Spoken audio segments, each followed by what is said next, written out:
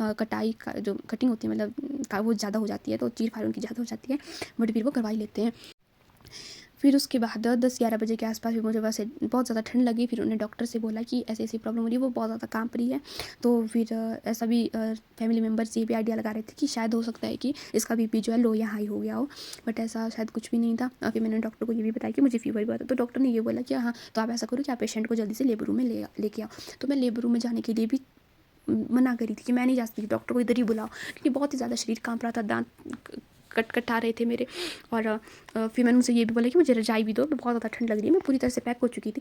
फिर जब मुझे ले गया क्योंकि हाँ डॉक्टर ने बुलाया, तो फिर मैंने बोला कि हाँ कोई बात नहीं, मैं कोशिश करूँगी कि मैं चलने की कोशिश करूँगी।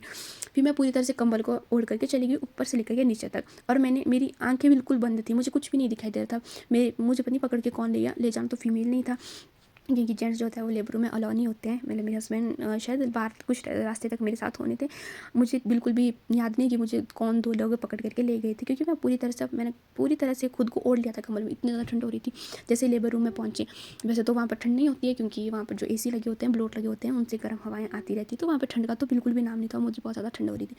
फिर मुझे ले गए वो लेबर रूम, और लेबर रूम में फिर डॉक्टर ने मतलब चेकअप किया। उन्होंने सबसे पहले एनएसटी के लिए मुझे लेटा दिया कि हाँ आप लेट जाओ। फिर उन्होंने शायद फीवर भी चेक किया।